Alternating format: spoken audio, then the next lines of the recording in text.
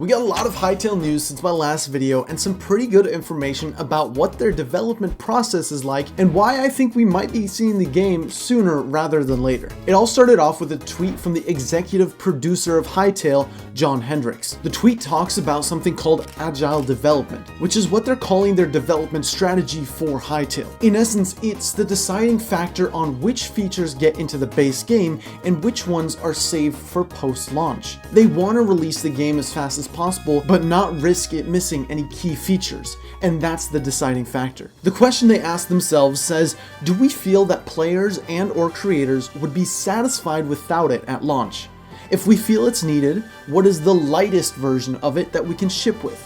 How does that version work with other features? So even if they think of a new feature that they need to add, they want to add the easiest and most sustainable version into the game without causing too much development time. There's a term called development hell, which basically means that you are trying to keep on working on the game to be the perfect version of itself, but with that delaying the process of release, and in some cases never even releasing it. The first Hytale delay was because they saw the influx of players and felt the game was not ready enough to ship to this large player base because the expectations are too high. Now they're trying to fill those expectations, but they can't keep adding on to those expectations. They need to be realistic.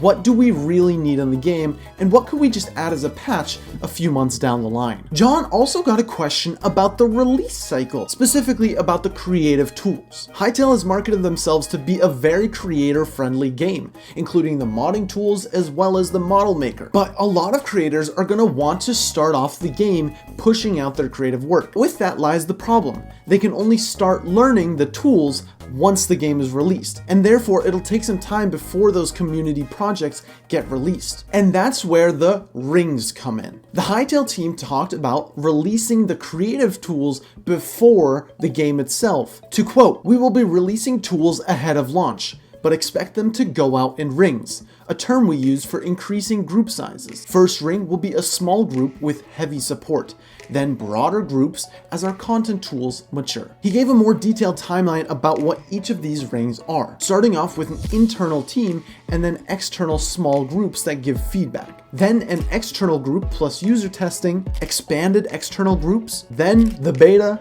and then finally launch. In a previous blog post, they mentioned external playtests already happening. This was for gameplay purposes, but I can assume that their creative and tools side is also on a similar level. So we can likely expect that smaller external groups are already testing the tools, and it's only a matter of time that broader public groups get access to it, such as famous artists or known community members. It's also very fun to see the words beta and launch being used in the same sentence, as we haven't seen them in a very long time. And to top it all off, John had a little fun with a higher or lower game about the release date. Someone on Twitter joked about the game being released in 2030, and John put a stop to that.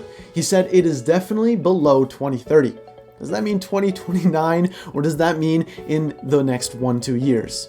I think it's more likely that we're going to see the game next year, but it's good to know that the game is releasing earlier than 2030. In the last video, I mentioned that there's a format called Ask Hytale that they're doing, which is a series of official Q&As regarding different topics about the Hytale universe. We got a few more since that video, and the most interesting one, in my opinion, is about the modding. Someone was asking if their crazy idea for a mod would be possible within Hytale. The answer was super long, so I'm not going to bore you with the details of it, but it basically means that anything you think of can be modded into the game. Do you want a pet companion? Do you want to change your avatar size when you attack? Do you want a hoverboard that shoots whenever you ride around and it sees hostile mobs?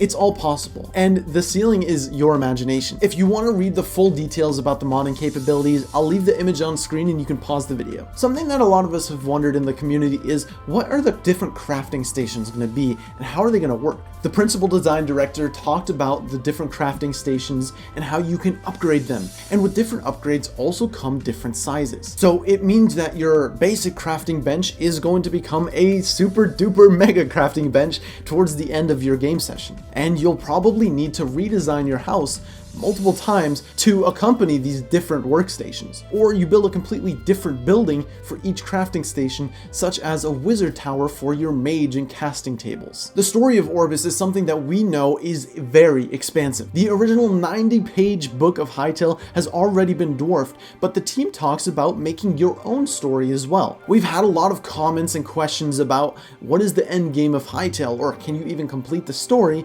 and it's leading more to be like, no, there is no complete ending to the story, which could mean that maybe all of the quests are done, but what you do in the world is the story, such as a choose your own adventure. If you burn down the Quebec village, that is your own story and won't imitate someone else's world who decided to save them. A theory that I have in terms of how the Hytale story will work is similar to the Legend of Zelda Breath of the Wild storytelling, where there's certain story elements that everyone gets, but you choose your own path. It allows for everyone's story to be somewhat different.